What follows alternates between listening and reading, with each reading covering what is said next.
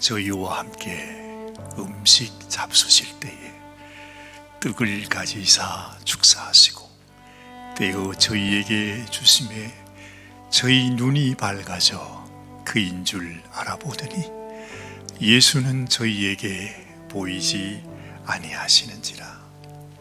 저희가 서로 말하되 길에서 우리에게 말씀하시고 우리에게 성경을 풀어주실 때에 우리 속에서 마음이 뜨겁지 아니하더냐 하고 곧 그 시로 일어나 예루살렘에 돌아가 보니 11 사도와 및 그와 함께한 자들이 모여 있어 말하기를 주께서 과연 살아나시고 시몬에게 나타나셨다 하는지라. 두 사람도 길에서 된 일과 예수께서 떡을 떼심으로 자기들에게 알려지신 것을 말하더라. 아멘. 하나님, 오늘도 하나님의 말씀 앞에 나왔습니다. 하나님께서 우리의 생각 속에 하나님의 말씀을 다시 기억하게 하시고 이 말씀이 우리에게 주신 놀라운 축복이 우리의 축복이 되게 하여 주시옵소서. 우리 주님이 친히 말씀하여 주시기를 간절히 소원하옵고 우리 주님 예수님의 귀하신 이름으로 간절히 기도드리옵나이다. 아멘. 아멘. 어린아이가 미국에 감동을 주었습니다. 나라를 위해서 생명을 바친 아빠를 생각하면서 길에서 주운 20불짜리 지폐를 거기에 함께 식사하러 오신 군인 아저씨를 보면서 아빠를 생각하고 그분에게 주었던 20불이 온 미국 국민들을 감동시켰습니다. 국가도 감동했다는 이야기입니다. 우리가 무엇을 생각하는가, 이것이 참 중요한 것 같습니다. 우리는 우리의 생각을 따라서 낙심할 수도 있고 절망할 수도 있고 비판할 수도 있고 정죄할 수도 있습니다. 내가 생각하는 것을 따라서 한없이 행복할 수도 있고 한없이 마음이 불행해질 수도 있습니다. 저는 오늘 여러분들에게 여러분들은 무엇을 생각하시는지, 그리고 내가 생각하는 그것으로 인해서 여러분의 마음 가운데 여러분의 삶 속에 어떤 일이 있는지, 하나님께서 너무너무 좋아하시는 감사와 사랑과 행복과 찬양과 이런 것들이 있는지, 아니면 여러분 마음속에 실망과 낙심과 원망과 불평이 있는지. 지난 주간에 여러분도 아시는 우리 앨리스 할머니, 이제는 천국에 가 계십니다마는 할머님의 따님과 손녀가 저희를 찾아왔습니다. 그리고 우리에게 드릴 선물이 있다고 제게 말씀해 주셨습니다. 얼마나 참 안 그래도 이젠 잊어버리는가 싶은데 다시 앨리스 할머님을 생각하면서 제가 그 선물을 받았습니다. 우리 모두에게 주시는 선물입니다.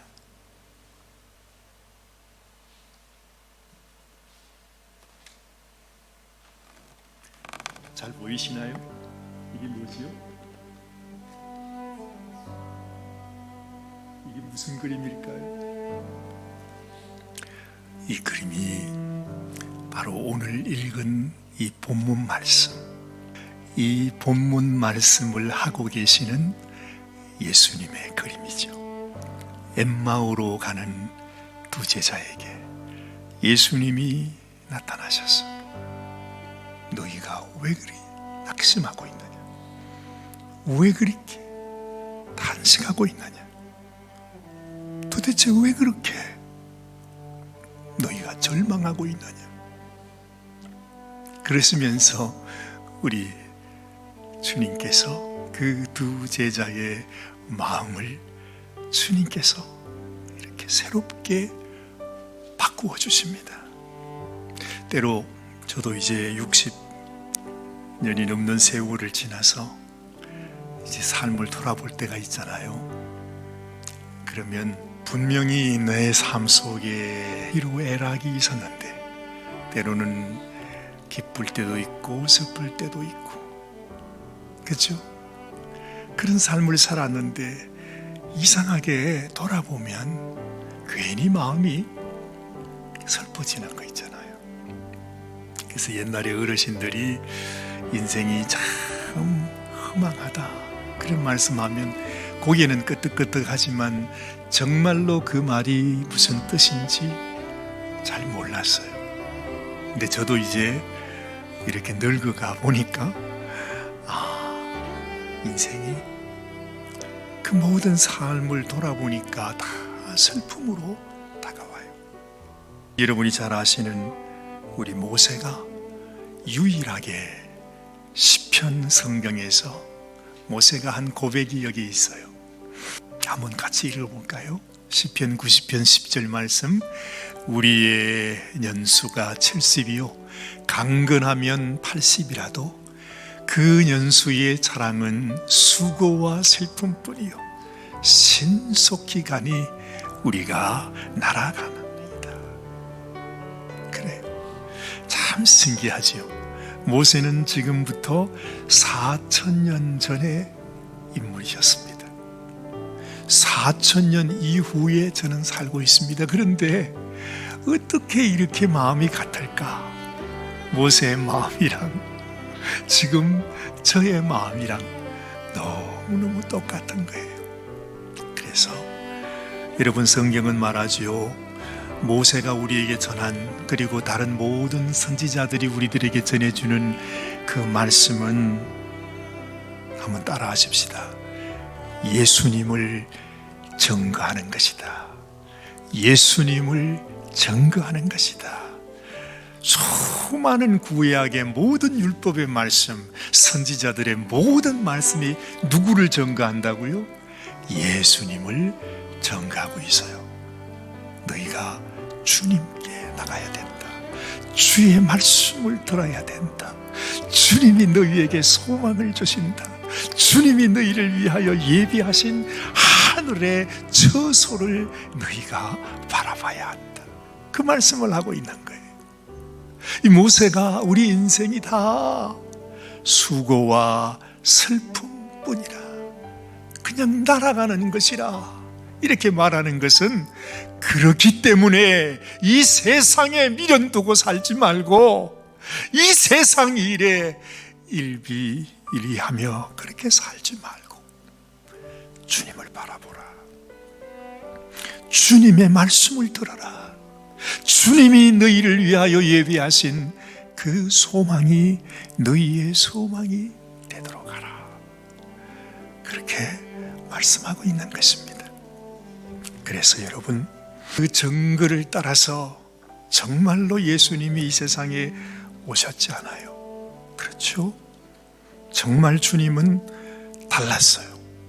그냥 일반 사람들이 봐도 야, 우리 주님이 이상하게 그 가르침 속에 권세가 있는 것을 보았잖아요.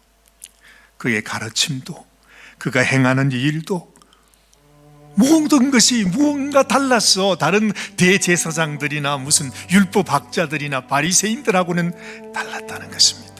절망 가운데 살아가는 사람들에게 다가가서 주님은 그들을 만져주시고 그들을 위로해 주시고 치료해 주시고 소망을 주시며, 심지어는 무덤 속에 누워있는 사람들까지 주님은 불러내 주셨습니다. 정말 주님은 진짜였어요. 그래서 이렇게 말합니다. 누가복음 24장 21절. 우리는 이 사람이 이스라엘을 속량할 자라고 말한도라. 모든 이스라엘 사람들이 다 정말 이분이 하나님의 아들이요 메시아라고 그렇게 생각했었습니다. 오늘 본문에 등장하는 이 엠마오로 가는 두 제자도 그가 처음에 예수님께서 너도 나의 제자가 되라 했을 때 너무 좋아서 야, 나도 예수님의 제자가 되는구나, 나를 불러주셨구나 하면서 그들도 자신의 모든 것을 다 버리고 주님을 따라 나섰습니다. 3년이라는 세월이 흘렀습니다.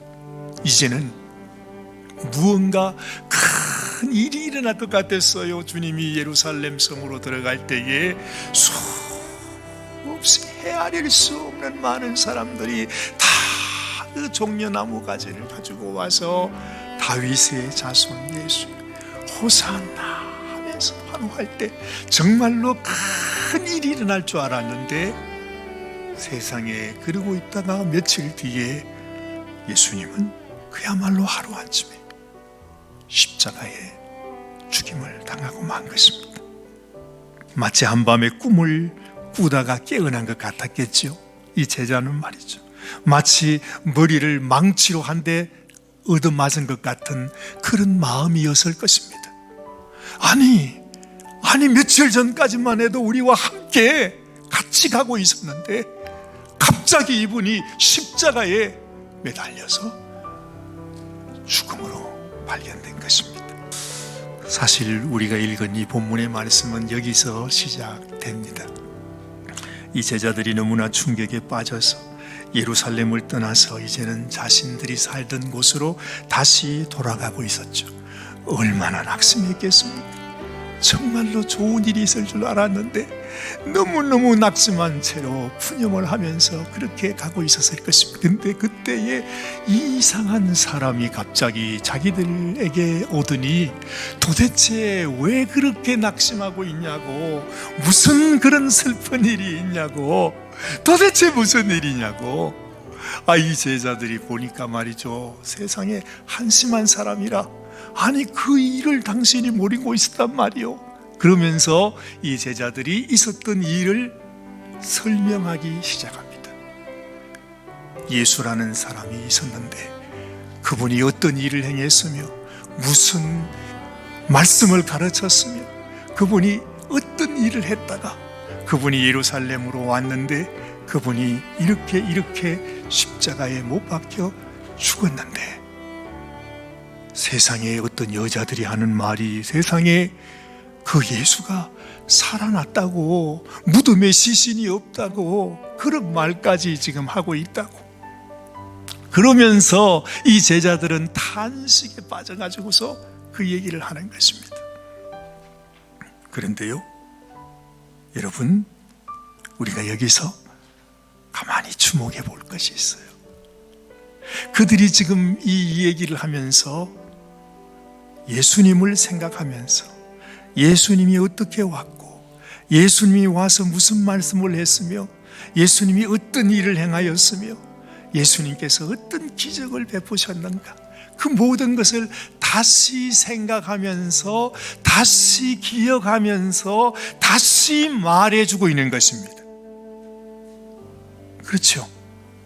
어쨌든 이상한 사람이 도대체 무슨 일이 있었길래 그러냐고 하는 그 답을 해주기 위해서 너무너무 답답한 마음에 말을 하지만 그들은 다시 한번 주님의 오심, 주님의 행하심, 주님의 기적, 그분이 어떤 분이셨던가, 우리는 그분이 누구라고 믿었다고 하는 그 얘기를 하면서 그분이 무덤에 계시지 않더라는 말까지 하더라. 어떤 미친 여자들이 하는 그 순간에 그분이 말이죠, 여러분이 잘 아시는 대로 바로 그분은 주님이셨습니다. 그분이 정색을 하면서 그때 이렇게 말하지 않습니까?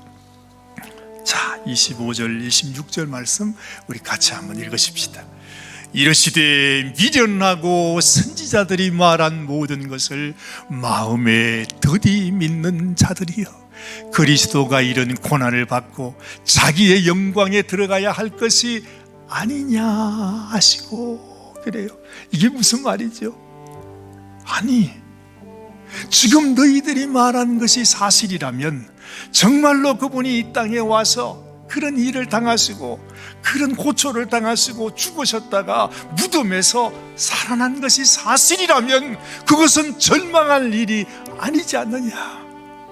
그러면서 주님께서 그들에게 설명해 줍니다. 아마도 성경에는 나와 있지 않지만은 이렇게 말씀하지 않았겠는가 싶어요.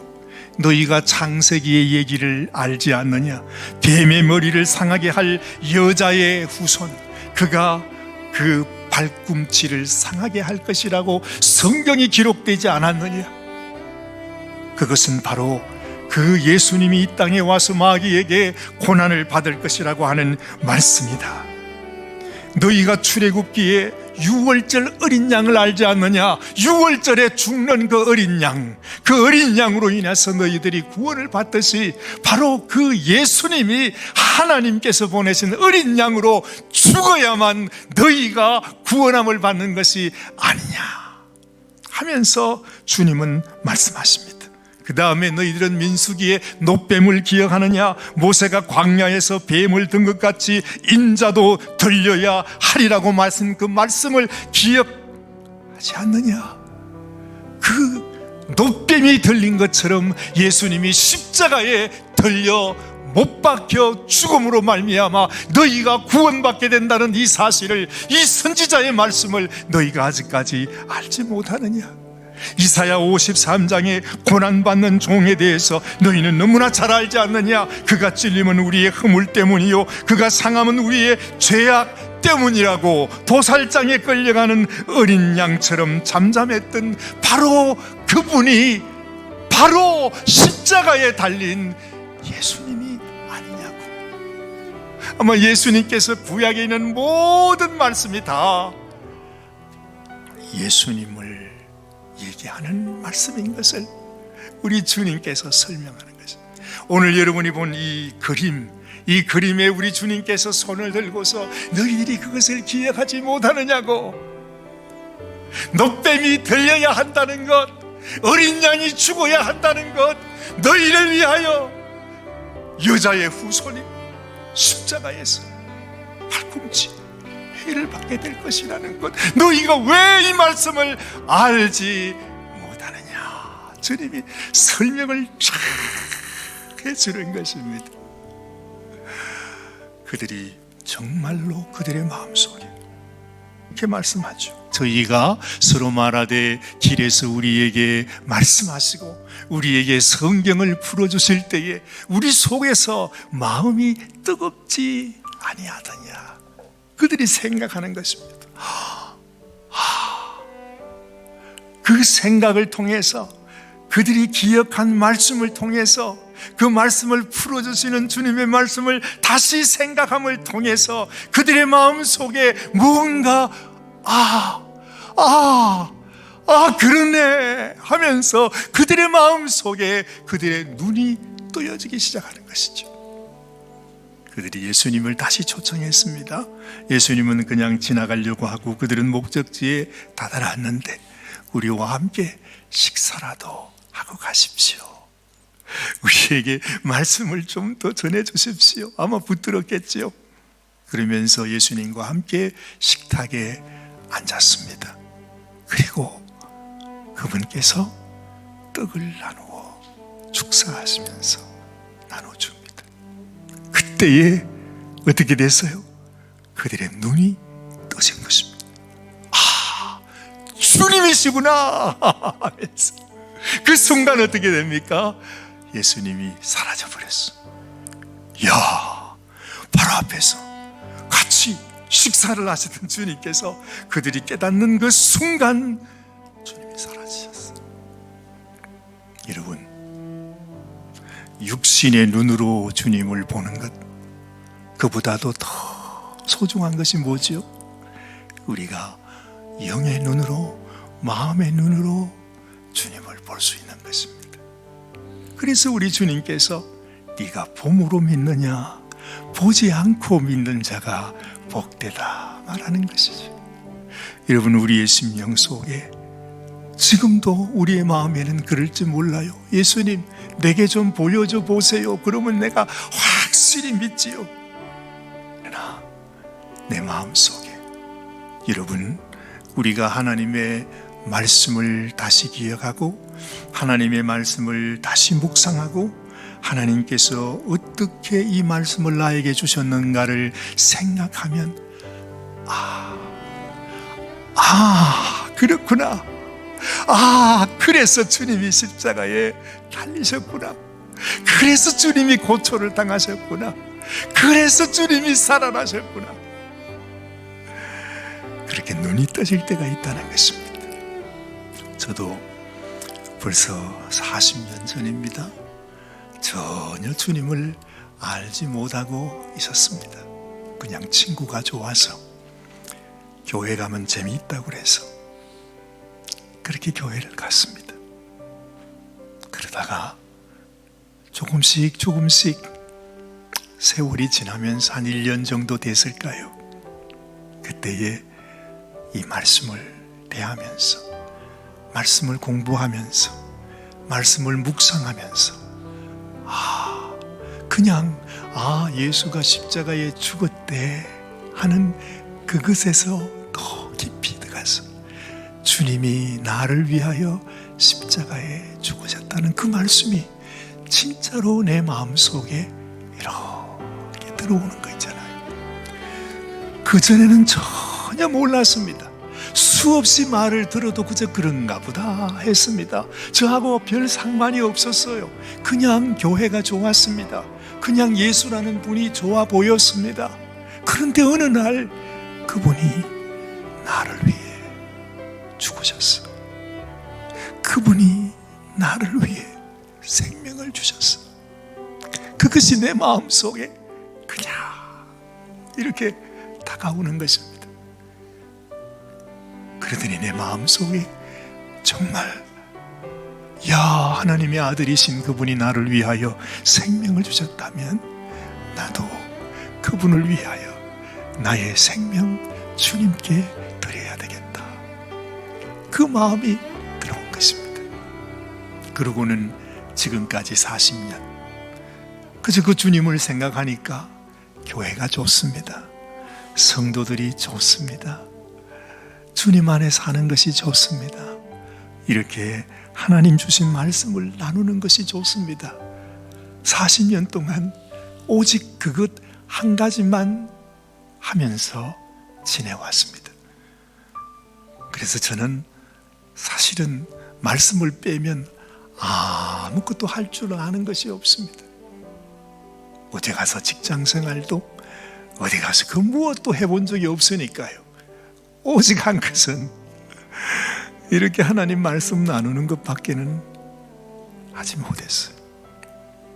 그러나 여러분, 저는 예수님 한 분으로 만족합니다. 지금도 그렇습니다. 우리 정사관님이 그래요. 여보, 당신도 이제 은퇴할 때가 되었는데, 사실 제 나이로 하면 내년이 은퇴하는 날입니다. 여러분들과 함께 인사하고 떠나야 됩니다. 당신은 은퇴하면 어떻게 살 거야? 할 줄 아는 게 아무것도 없는데 어디 가서 못이라도 박는 것조차 아무것도 할 것이 없습니다. 그런데요, 걱정이 하나도 안 되는 거 있잖아요. 주님께서 한평생 이렇게 보잘것없고 연약하고 부족하고 아무 욕심도 없이 꿈도 없이 그냥 살아왔는데 그냥 그렇게 살면 될 것 같아요. 저는 그저 죽을 때까지 그냥 이렇게 여러분 함께 말씀 나누다가 어느 날 주님이 오라 하시면 그냥 가면 그거밖에는 소원이 없어요.